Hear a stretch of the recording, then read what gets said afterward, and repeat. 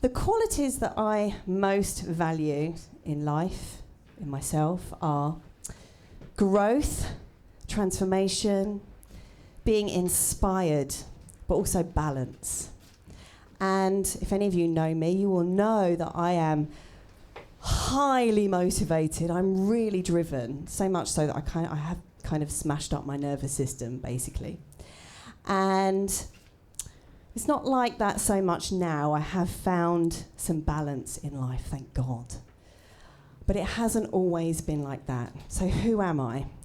Well, I am a self-certified worrier.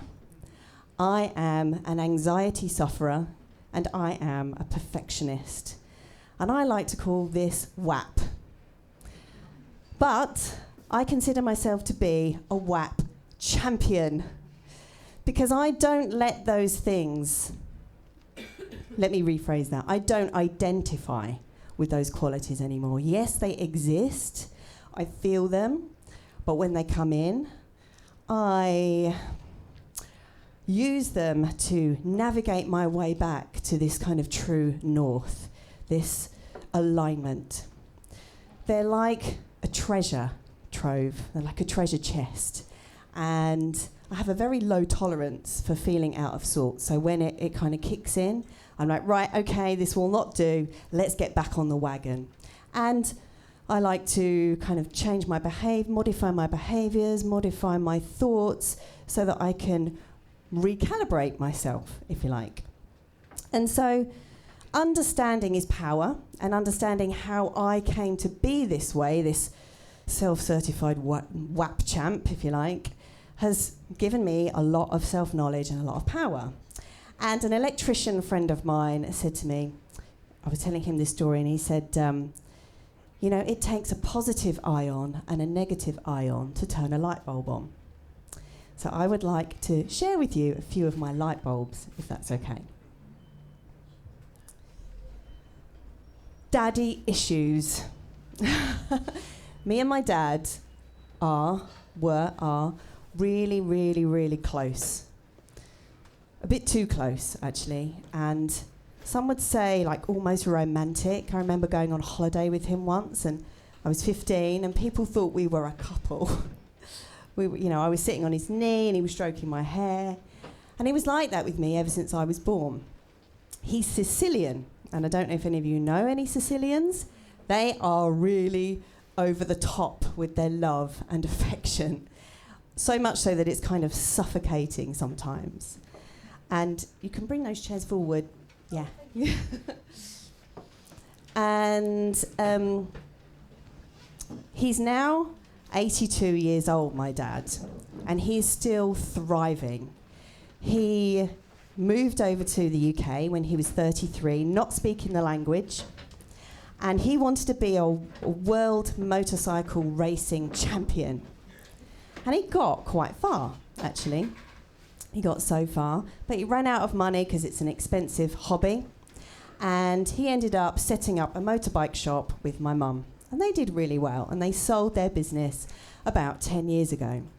And he's my idol. He's so driven. He's just like, and that's fine for him. He's a man, but I am a woman. I'm a female, and I needed more of a feminine approach, feminine influence.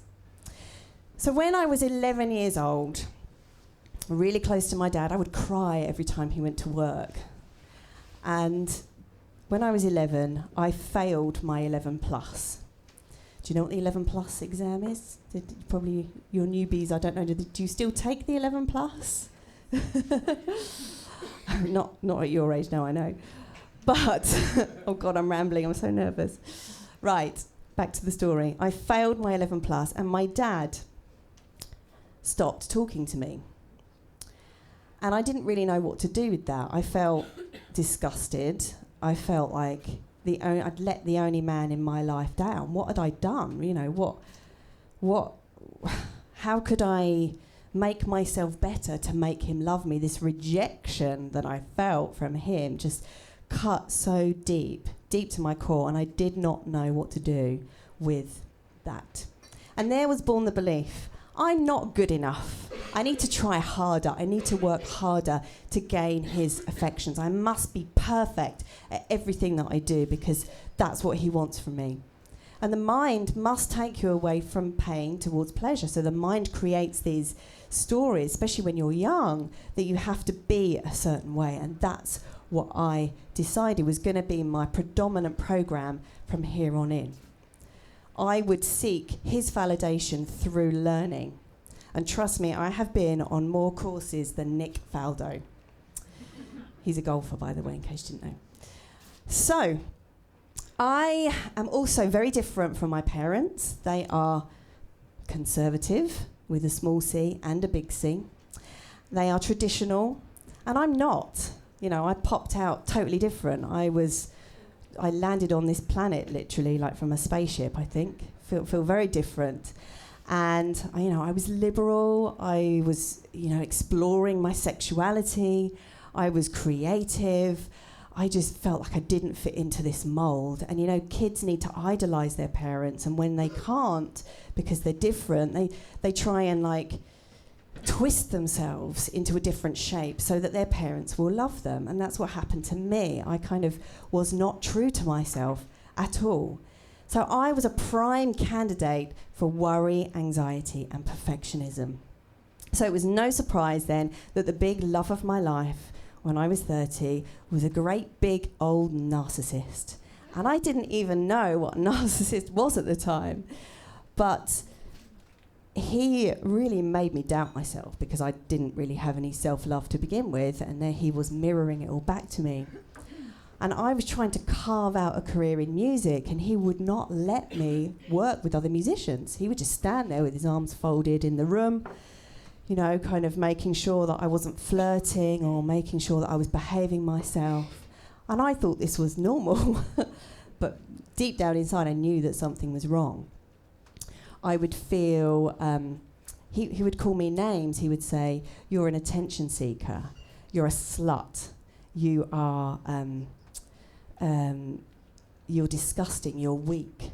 And I felt so bad in that relationship. I ended up self-harming, and I would pull my hair, and I would scratch my face, and I would hit myself, and I became really, really depressed.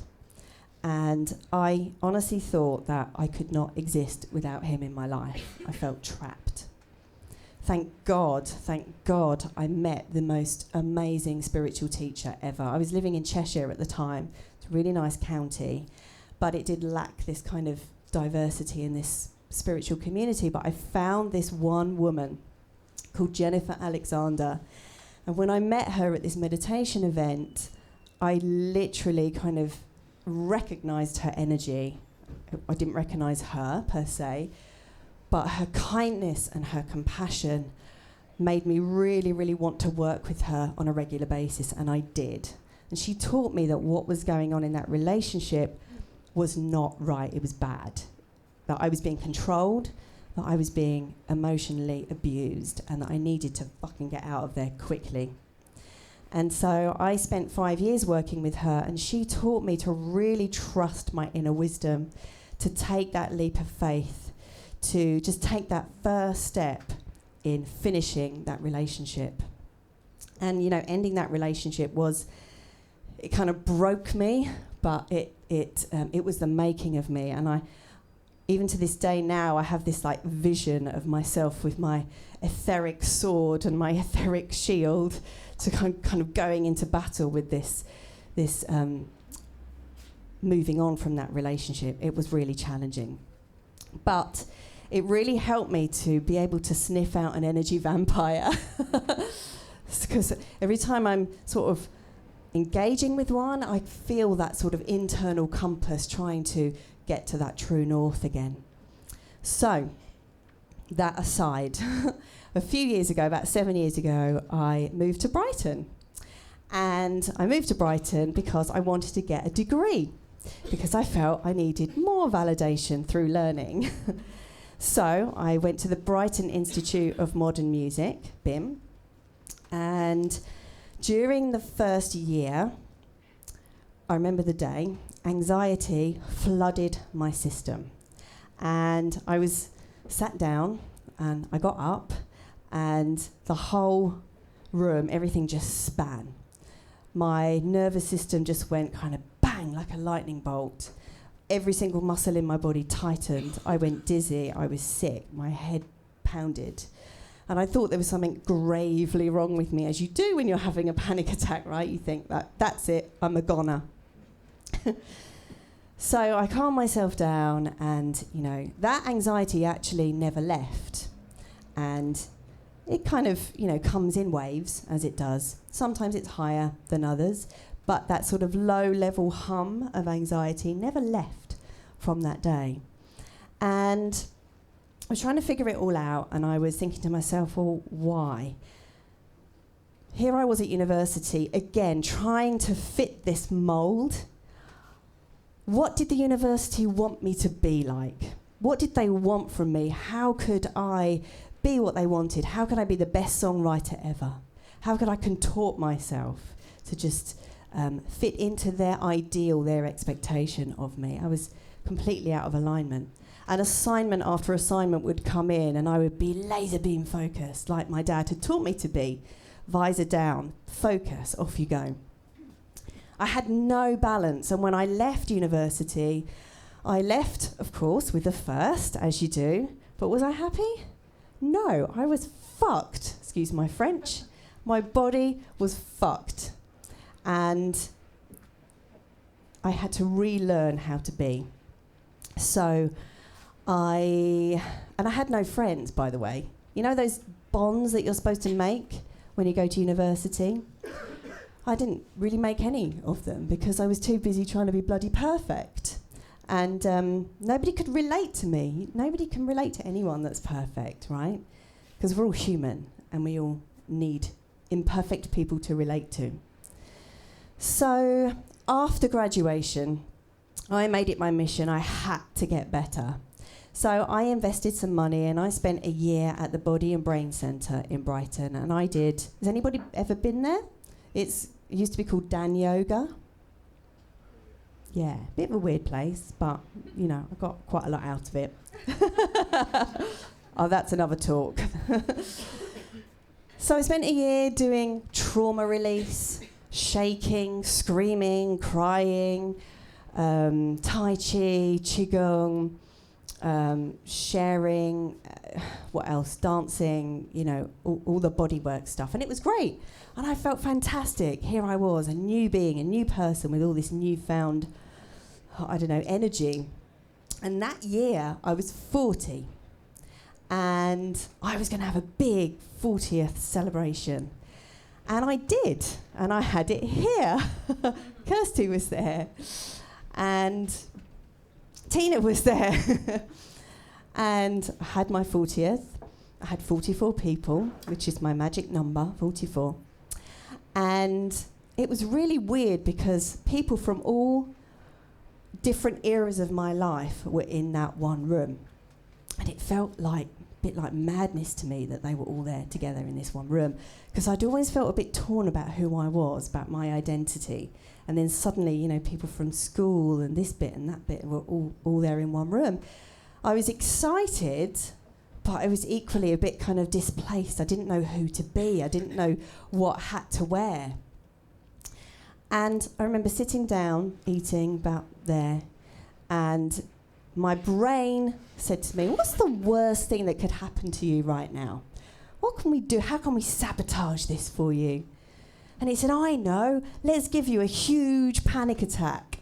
One where you can't get it back together again and you have to leave. So that's what happened.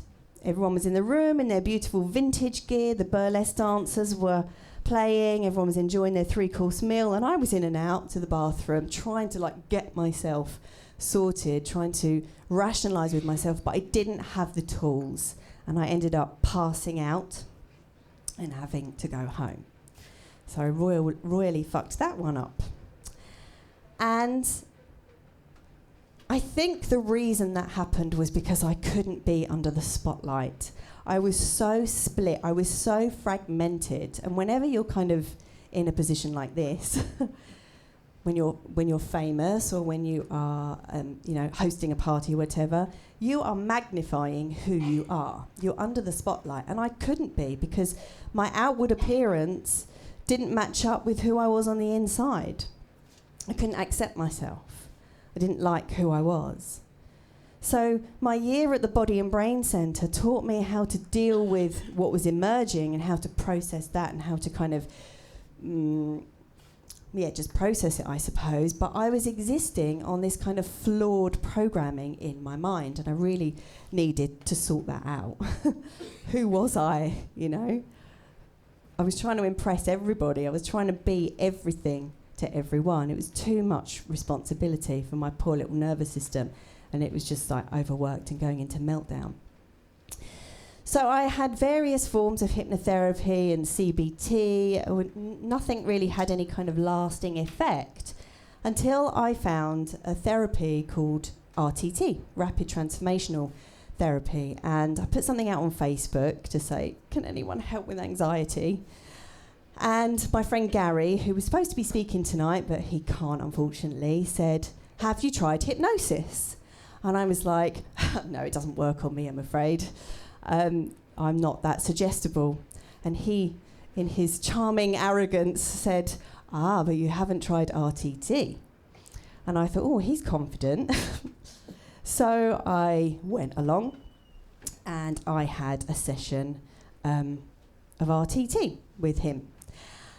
And I'll tell you what, I really was hypnotised. Now, I've lovingly called RTT now hypnosis on steroids, because it really does work. I don't know about you, but my mind my mind needs a firm hand. None of this walking up the garden path stuff, it just doesn't work with me. It's nice for relaxation. It's, laying on a beach in your mind, it's nice, yeah, I can get that. But it's just not going to work for me in terms of therapy. So I needed to be told, your eyes are glued shut, sealed shut, locked together, so much so that if you try to open your eyes, you will find that you cannot open your eyes. Go ahead, try to open your eyes. No shit, I can't open my eyes. Okay, I'm hypnotised. Right, I'm in your hands. Let's do this. So that was good. I believed him. I was sold. I didn't need any more convincing. So under hypnosis, I went back into regression, and I discovered the root cause. I saw these memories, they popped up, the root cause of why I was the way I was, why I was this worrier, this anxiety sufferer, this perfectionist. Because I had this belief that I had to make my mum and dad happy. I had all that responsibility. They would come to me with their problems, and I'd be like, well, I love you both, and I'm trying to fix you, but I'm 6, and I can't. So the mind creates this loop. I can't, but I must. I can't, but I must. I can't, but I must. And here I was, this rebel who was also a people pleaser. How does that work? Rebels are not supposed to care what people think. So having RTT was great. It was a wonderful kind of psychedelic experience, and I felt the connectedness of all things, and it took me to that place of aligning myself with my inner being, my inner power. And it was great. I felt much more used to people after that. And it helped me to really, like I said, align myself, to slow down, to breathe.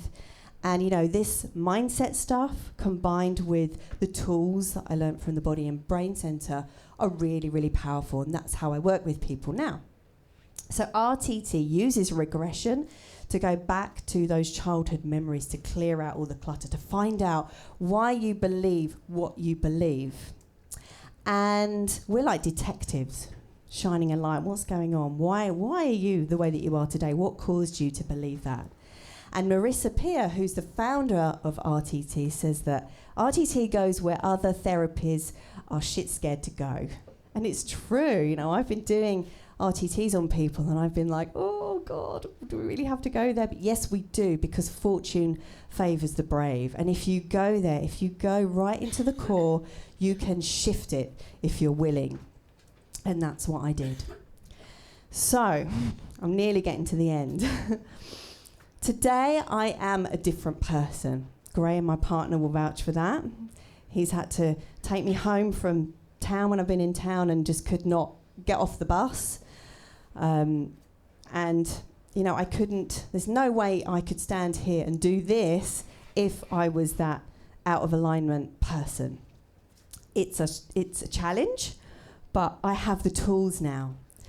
And one thing I've realised through doing RTT is that your flaws are just as important as your fabulousness. Right? Take that in. Every scrape, every scratch, every bump, every crazy thing that you've done, everything that you've thought, it's fine. It's all fine. And you know, I feel now that I am no longer my daddy's little girl. He's my little boy, actually, because I can look at him and see this wounded child who never got an education when he was young. And he was projecting his feelings of inadequacy onto me when I was 11. He wanted me to be what he couldn't be, and he was just projecting that. He didn't even know he was projecting. But thankfully, you know, he's given me a great education so that I can see that now. Can you see how it comes back full circle? And it's profound when you really get that wisdom. And he always used to say, his voice used to be the dominant voice in my head, always criticising, you should be better, do this. And he always used to say to me, don't put off for tomorrow what you can do today. And I lived my life by that, and that's how I got burnt out, quite frankly. But then I heard something that Marissa Peer said a little while ago, and it really stuck with me. There's always tomorrow. You can always do it tomorrow. You don't have to do everything today. And I was like, oh, thank God, that's such a relief. Thank you. So from RTT, I have learned that we are not meant to be perfect.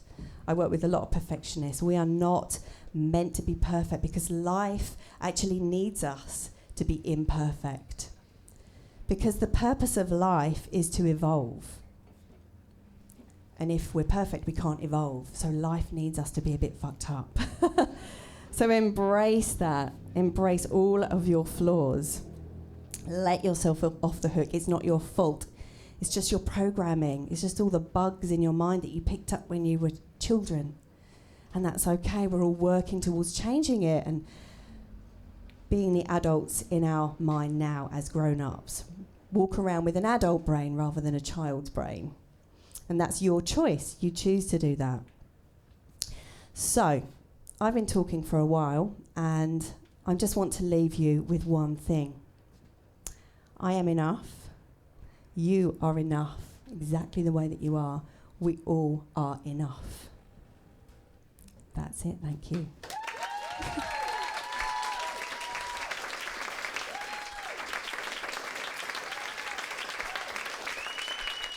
Thank you.